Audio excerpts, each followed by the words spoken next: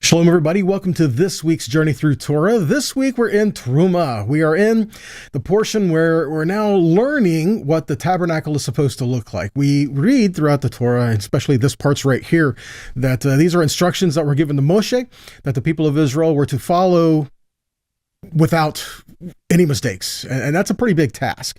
But there were people put in charge by the Spirit of Yahweh, by the Ruach Elohim, to make sure everything was done exactly according to as it was shown. There is a plan for what Yahweh was doing in the midst of his people.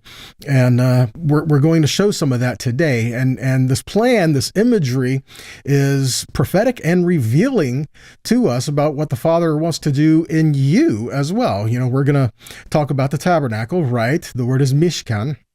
And this is a word that we use for tabernacle from the word shechan, which means to dwell, but also mikdash, which is a sanctuary, a holy place.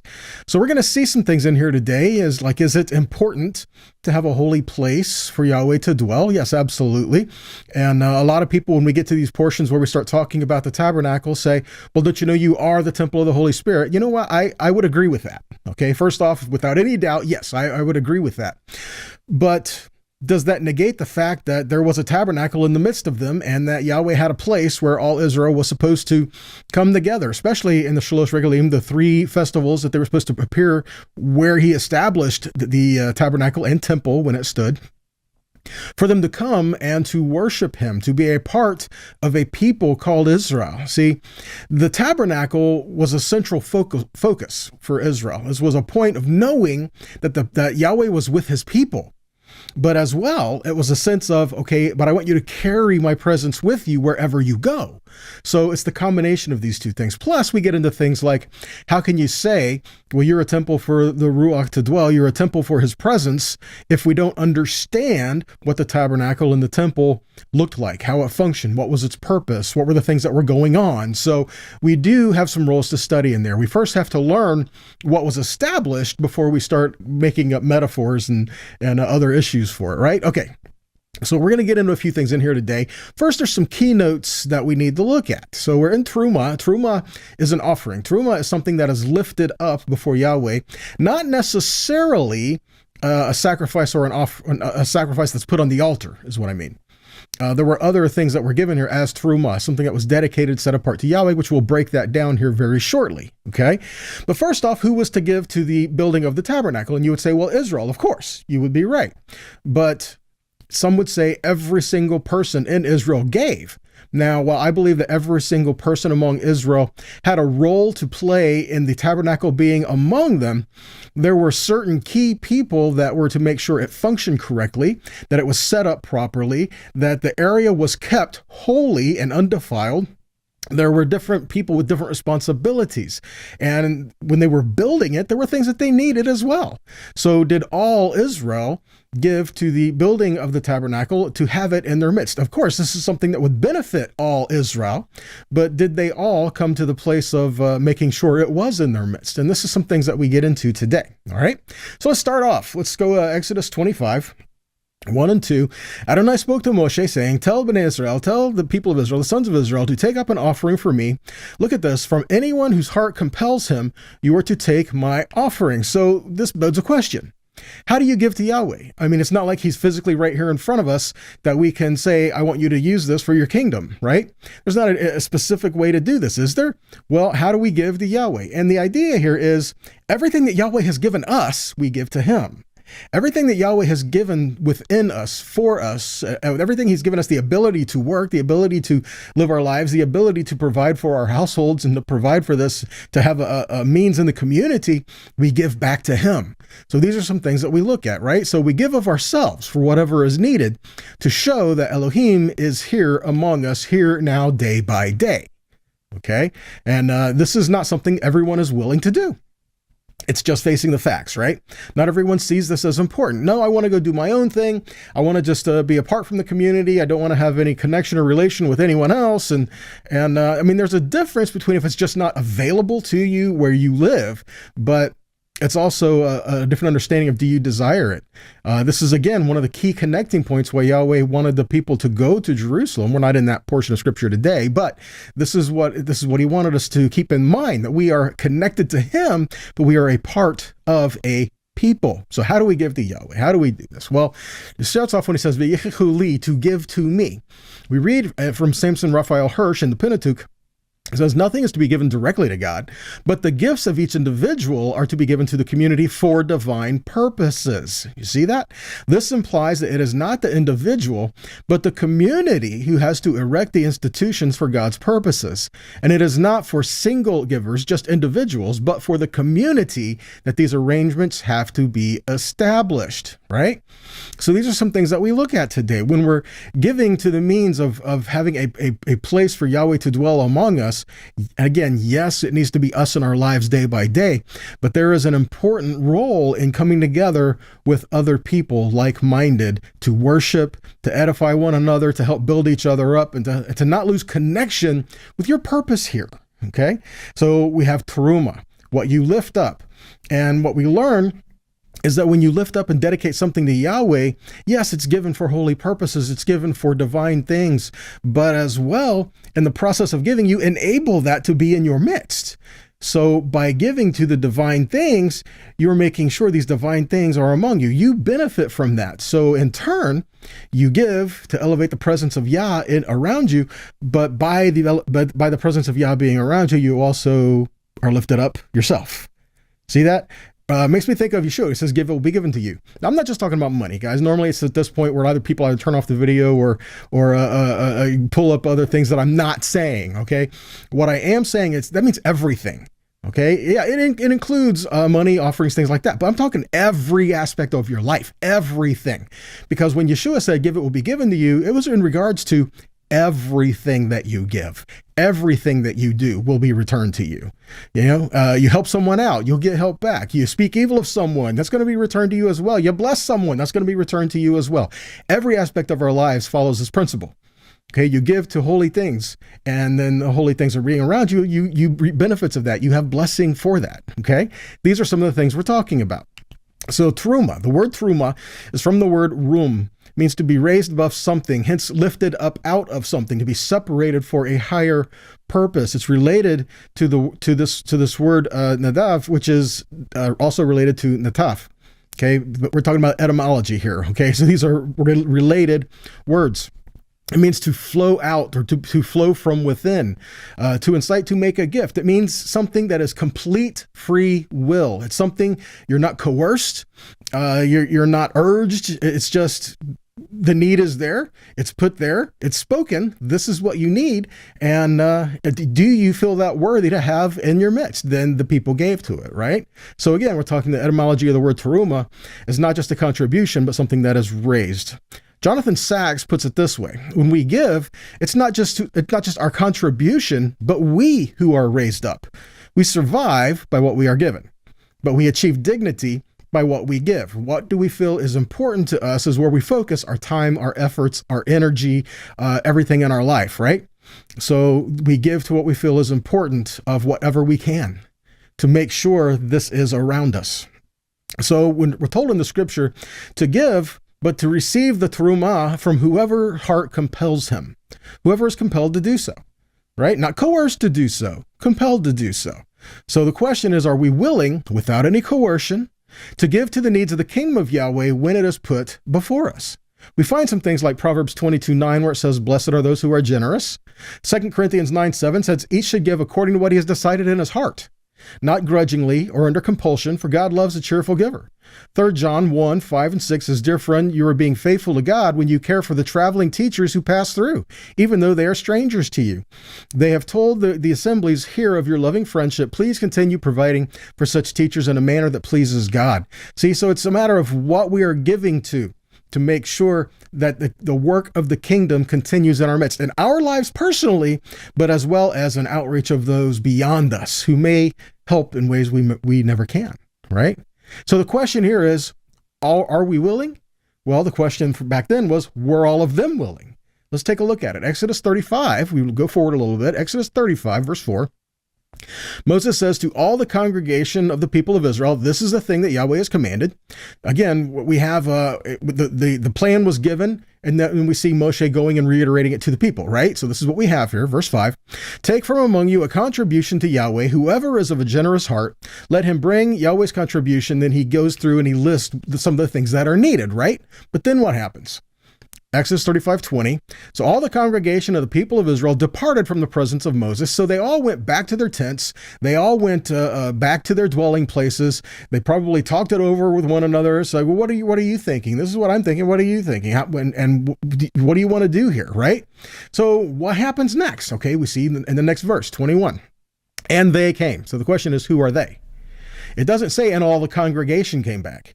It says all the congregation was there. They heard, they knew what the need was, and then they all left. And then they came. They are the people whose heart stirred them to have this accomplished and set in their midst. Those who saw it as important, they made sure it was there. Okay, everyone whose heart stirred him and everyone whose spirit moved him. And they brought Yahweh's contribution to be used for the tent of meeting and for all its service and for the holy garments. So they came, both men and women, all who were of a willing heart. And the list goes through and lists things that they brought that were dedicated to Yahweh. Okay, again, this is an issue of we do what we feel is important. Okay, if we don't feel something's important, we'll put it off, won't we? No, this is something that they felt was important to have in their midst. Here we are, we're at the mountain. We're going to move from this mountain eventually, right? So what's going to happen? Is Yahweh going to stay here on the mountain? No, Yahweh says, I'm going with you, and I am holy. I want you to build a holy place for me to dwell, even though he went with the people as a whole. But he went here in the midst of them, and a holy place that was set up as a reminder for them. He was with them, right? Exodus 25:3. So the need was given, the people gave. Again, notice the people did not put stipulations on it where they say, I will give only if. It was said, this is what we need for the work that's going to be among you. And the people came and they gave, right? And again, we have the list there. As you go on, you see the different things that they're going to need. Now, this is something to keep in mind as well. For the work of the tabernacle and for the Levites and the Kohanim, right? They had to have their roles fulfilled within the Mishkan and the temple when it stood. They had roles that were there, and that was their duty in life. That was their responsibilities to minister to Yahweh and to minister to the people. And this was what they were. So the people had to take care of them and the service and the work that was in it and make sure that it had what it needed for its daily functioning. Right? Here's an example. There was a tamid that was given. Every morning, every evening, there was a tamid that was put on the altar. If the people didn't provide that, there wasn't a tamid. See? So again, these are things that the people had a direct role in it, not just in establishing it in their midst, but in its continued function among them. Okay? So let's keep going. Exodus 25:8. So have them make a sanctuary for me, that I may dwell among them. You are to make it all precisely, look at that, precisely according to everything that I show you, the pattern of the tabernacle, the pattern of all its furnishings within, just so you must make it. So first off, we're going to take a quick look at this. It says, prepare a sanctuary for me. Sanctuary, mikdash, is a holy place, a place that is set apart. And again, you have people, well, don't you know we're all holy and we all lead holy lives? Yeah, that's true. We shouldn't live this life where we say the holy and the profane, on Shabbat we're holy, but the rest of the week we're not holy. No, that's not the way we do it. We are a holy people all week long. No matter where we are, no matter where we live, we are set apart to be a holy people. And we are to carry the holy presence of Yahweh with us, okay? But again, Yahweh said, I want you to establish a holy place for me, all right? So again, do we need to prepare a sanctuary? And how important is it to prepare a place for Yahweh to dwell with us? And he says, do this so that I may dwell among them, okay? I'm going to show you later what he literally means here by among, literally means within. The idea is we want Yahweh to go with us wherever we are, and he wants to dwell within you, not just beside you. Okay, and that's what he says he's going to do. Let's look at Isaiah. Isaiah 66. Verses 1 and 2, it says, "Thus says Adonai, heaven is my throne, the earth is my footstool. Where then is the house that you would build for me? Where is the place of my rest? For my hand has made all these things." So all these things came to be, declares Adonai. "But on this one will I look, one humble of a contrite spirit who trembles at my word." See, yeah, it's true. Yahweh dwells with his people, but he also established points of contact, if you will, where we are to meet and to worship. But wherever we go, we are to carry his presence with us. Okay, so he says, I want to dwell within you. I want to be with you, but I want these places here for you to come together and for the nations to see. There is a holy place. Everything that he does for you, it's not just for you. It's for you, it's for him, and it's for other people to see as well, right? Let's flash forward to Deuteronomy for a moment. Devarim, chapter 12, says, "You are to seek only the place Adonai your God chooses from all your tribes to put his name there. There you will come. There you will bring your burnt offerings, your sacrifices, your tithes, the offering of your hand, your vow and free will offerings, and the firstborn of the herd of your flock. There you and your households will eat before Adonai your God and rejoice in every undertaking of your hand, as Adonai your God has blessed you." Verse 8, "You will not do all the things as we are doing here today, everyone doing what is right in his own eyes." That's a big problem, isn't it? "For you have not yet come to the resting place, the inheritance that Adonai your God is giving you. But when you cross the Yarden and settle in the land that Adonai your God enables you to inherit, and he gives you rest from all your enemies around you, you will dwell in safety." Verse 11, "Then the place Adonai your God chooses to make his name dwell, there you are to bring all that I command you, your burnt offerings, your sacrifices, your tithes, the offering of your hand, all your finest vow offerings that you vow to Adonai. Then you will rejoice before Adonai your God, you, your sons, your daughters, your slaves and maids, and the Levite in your towns, for he has no portion or inheritance among you." So he says you're going to come there, and there you're going to bring all these offerings, and I will receive them in this place. I don't want you just making an altar anywhere, making sacrifices or offerings just anywhere you want to. Okay, he says, "In the place where I have established my name, there you do it." Because he doesn't want anybody mistaking what you're doing as something that's being sacrificed to an idol, something that's being sacrificed like the pagans do it. Right? That's why he tells Israel, you can slaughter the meat, just bury the blood, and you can eat it. But he says, if you're going to make an offering, you need to do that at the place where I have established my presence. Okay? Again, it's a mode of conduct. It's how we live. It's how the world perceives the God that we serve is a big part of this, right? Exodus 20, verse 24. It says, "You are to make an altar of earth for me, and there you will sacrifice your burnt offerings, your fellowship offerings, your sheep and your cattle. In every place where I cause my name to be mentioned, I will come to you and bless you." See that? So again, he gives, this is how I want you to do it. He establishes not just a physical place, but how it is to be handled and the attitude towards it as well. Once all these things are established, you'll notice they're blessed and they are called holy. Some of these things are called most holy. You know, we're talking about, the Holy of Holies, right? It's as in just this one little square inside the tent. No, it's if you read through the scriptures, there are many things that are called most holy. Okay, it is that square where the ark resided is most holy, but the altar was also called most holy, right? So again, there's other things that are given here that if we don't take a good look into it, we're not going to understand. And Yahweh says all of these things are set apart to glorify him for his purposes.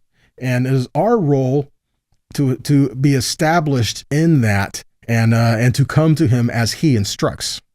So he says, "You are to make it all precisely according to everything that I show you, the pattern of the tabernacle and the pattern of all the furnishings within, just so you must make it." So he says, I'm giving you a pattern. He got a blueprint. I don't believe this. This is just Yahweh just telling Moshe, this is what I want you to do. Because guys, if you start describing things to people and have them draw it, you're going to come up with a lot of different drawings, and everyone's going to have their own idea of what it's going to look like. And it's called artistic interpretation, right? But this is not what was given. See, I believe that Yahweh showed Moshe that the tabernacle, the sanctuary, the Mikdash in the heavens where he dwelled, like an Isaiah 6 kind of moment, right? And said, look, do you see this? Here's a lampstand. This is how you're going to make it. See how it is? See how it's, the almond branches and the bulbs. And then it takes him over to the table with showbread. This is what it looks like. So he says, make sure that everything is made according as I have shown you. And the people made it as Moses told them, then brought it to Moses afterwards to make sure that this was as Moses saw it. So there could not be any artistic interpretation here. This isn't be like, well, this is the way you said, Moses, but that doesn't make sense to me. I'm going to do it this way because don't you know it'd be more practical if it would look like this. It was not your place. Okay, it was the place to make it as it was given to Moses. And we see some of this in Hebrews 8:5. It says they serve a copy and a shadow of the heavenly things, right? So it says the things we have here are shadows and copies. For when Moses was about to erect the tent, he was instructed by God, saying, see that you make everything according to the pattern that was shown you on the mountain. He showed Moshe things on the mountain, not just explained them, not just spoke, he showed them to him. And he was to take this and then take this blueprint, if you will, and give it to the people, and the people were to make it. Same thing when David passed it on to Solomon, right? David wanted to build a house for Yahweh. Yahweh says, you're a warrior. You got a lot of blood on your hands. There needs to be a man of peace to build my sanctuary. It's honorable that David wanted to do this. And God gave David the plans. But Solomon was the one to build it, right? Let's look at this. 1 Chronicles 28. 10 through 19, I don't know if we're going to read the whole thing, but 10 through 19 is what we're looking at. It says, be careful now, for Yahweh has chosen you to build a house for the sanctuary. Be strong and do it. Look at verse 11. David gave Solomon his son the plan. Look at verse 12. He gave him the plan that he had in mind for the courts. All these things, there was a plan for these things. Even verse 13, the divisions of the priests and the work of the service, not just how things were supposed to look and the measurements, but how they were to function and how to divide up the people so they had their roles in order. You know, the divisions of the priesthood. We have all these priests. How do we pick who serves what, when, where, how? Right? All of these things God gave to David, and David gave to Solomon, and Solomon is the one to help institute it, put it back in there. Verse 16, going on, continuing, the weight of the gold. Verse 17, the gold for the forks, the basins, the cups, the altar of incense, all of these things, right? Now look at verse 19. All of this he made clear to me in writing from the hand of Yahweh, all the work to be done according to the plan. All of this he got from the hand of Yahweh, according to the plan. And it's this plan he gave to Solomon. And then Solomon did it. Solomon built it. Solomon instituted it. Okay. So what are the things we're looking at? Now, what I want to establish to you is that this temple, tabernacle, and everything like it is, we see in many places in Scripture. Okay. This model of the tabernacle is a model for the presence of Yahweh anyway, even in you. Okay. We are body, soul, spirit, a tripart being, right? We are body, soul, spirit. And even within that, he dwells in you in spirit, in the midst of you. They started building at the very innermost part. They started with the ark, and that represents your heart, right? They started within. You give them that first. That's the first thing that's made for the presence of Yahweh, your heart. And then everything was built from the inside out. And then it was assembled. Okay. All right. Let's keep going. So he says, make it after the pattern I show you, even back in the garden. There's symbolism and a pattern in places where we see that Yahweh will dwell. In every place, the tabernacle in the heavens was a model for the others. In the garden, he created Eden.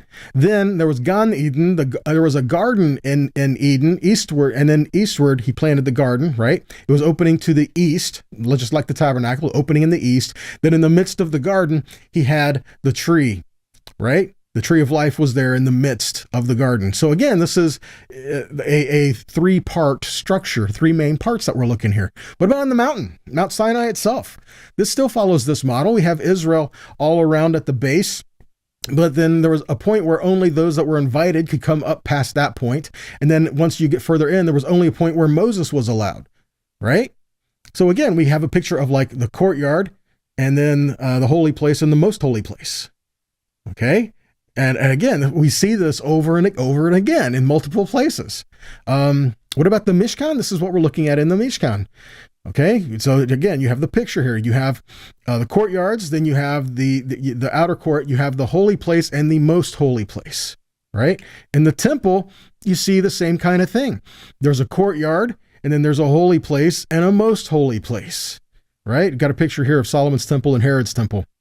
Again, we have that picture there. There's a court, then there's as you go in, there's a holy place, and then there is a most holy place. Okay, so what we learn is that the tabernacle was a tripartite structure. The outer section of the courtyard we see in chapter 27, verse 9. The intersection of the holy place we see in 26:33. The most holy place, again, 26:33. The holy space was with a progression toward the most holy.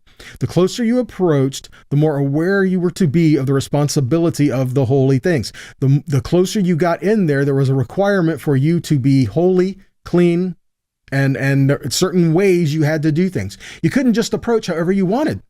You couldn't walk in there through the gate and bypass the altar, bypass the basin where you're supposed to wash, bypass the altar of incense, bypass the menorah, bypass the table of showbread, and march right into the most holy place.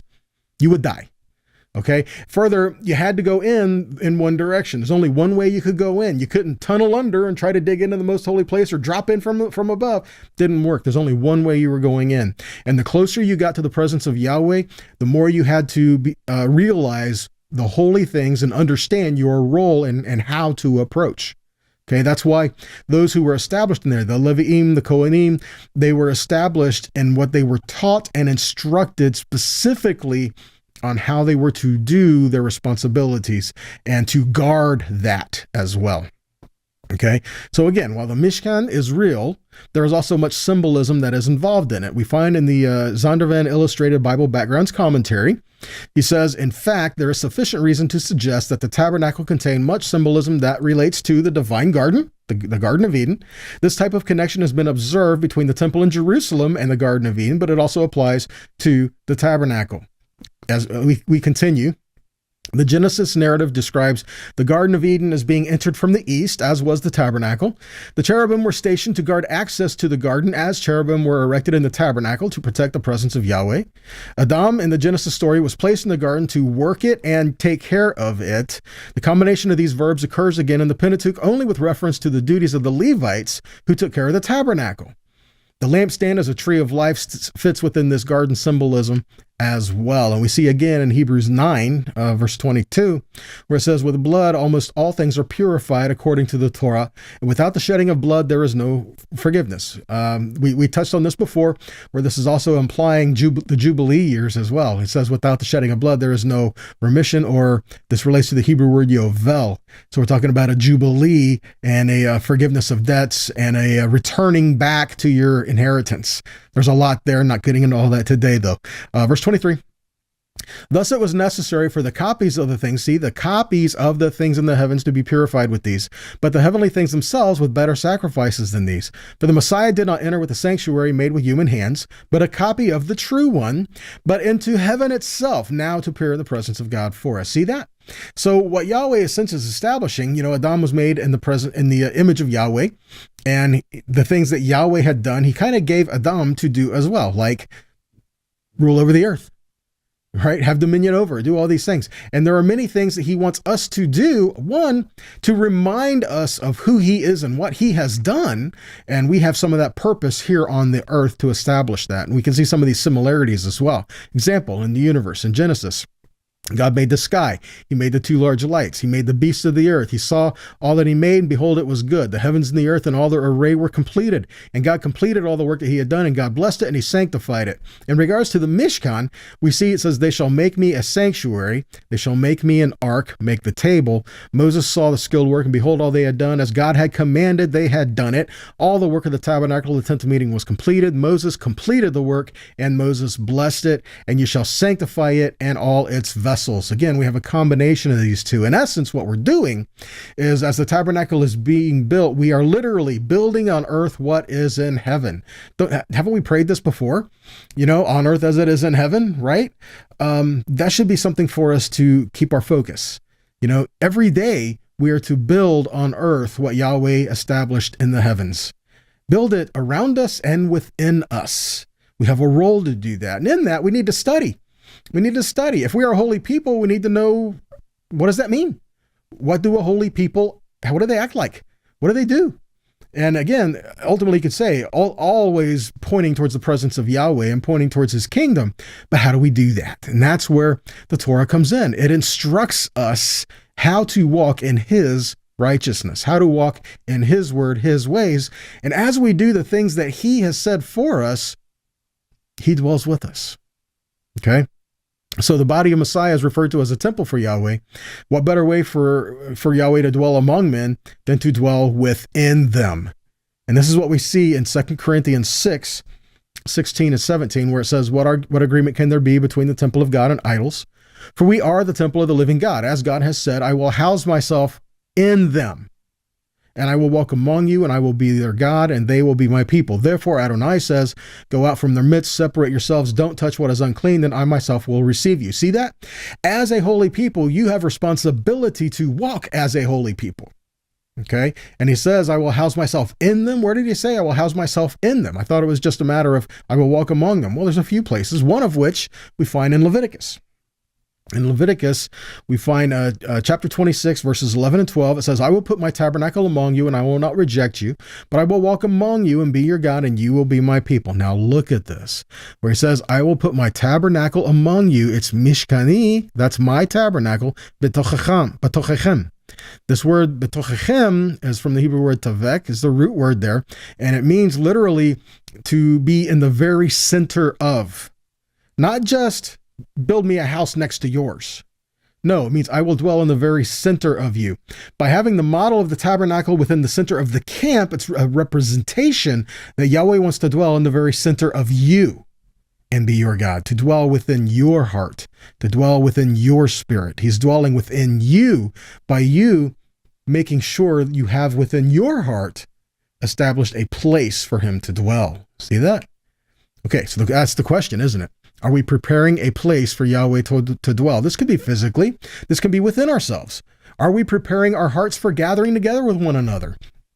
We meet for Shabbat. We meet for the Moedim. We meet for the festivals. We meet for all of these things.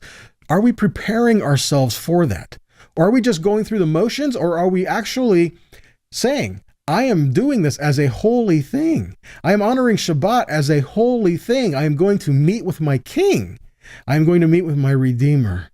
And it is a holy thing. He is a holy God. And he has called me as a holy person. And we are gathering together in this time. See that? So the question is, what are you building and who are you building for? Right? So what is our attitude concerning the task at hand? And we are told, work wholeheartedly. Do we dread the time that's spent in service, or do we work with a giving, willing heart? Consider this. He had the people in Mitzrayim, and they were building for Pharaoh. And Yahweh frees them. He redeems them. He brings them out. And you're like, yes. And he brings them to the mountain. He gives them the Torah. He reveals himself to them, shows them his heart, and says, now I want you to have a building project for me. Can you imagine? Wait a minute. We just did this. I'm sure there are some among them that said, wait a minute. We just came out of building for somebody else. What makes you think I want to build for you? And it was all about relationship, isn't it? See, it's different when it is the one who has redeemed you who says, I want you to work for me. See, because that is being kingdom-minded, freedom-minded, setting the captives free, learning there is a better way, and showing that to others around us as well. So when we dwell in unity, we are preparing a place for Yahweh to dwell. We see in Isaiah 57, and it shall be said, build up, prepare the way, remove every obstruction from my people's way. For thus says the one who was high and lifted up, who inhabits eternity, whose name is holy. I dwell in the high and holy place. And also, look at that, not instead, and also with him who is of a contrite and lowly spirit, to revive the spirit of the lowly and to revive the heart of the contrite. See that? This wasn't an either or thing. This was a because you are my people, because you are redeemed, because I want to dwell and live in the midst of you. I want you to prepare a place that you can see and that the world can see. And we're learning to do this together, learning to come together as a people of Yahweh, lift up the name of our God, lift up the name of our Elohim, and lift up our Redeemer, Yeshua, right? Ephesians 3:17 says that through faith, Messiah may dwell in your hearts, having been rooted and founded in love. And that's what we're looking at. Because he has called us and drawn us in with him, and we are in his presence, that affects how we live. Because of what he's done for you, has that been important to you? Do you take it for granted? See, because of what he's done for you, you should want that for others. Because he set you free, you should want freedom for others as well. We need to help to be kingdom-minded and to help one another in this, in a place of unity, a place of dwelling together, and a place of learning to serve the Most High in our midst by helping out one another too. Okay, so there's a lot to be given here.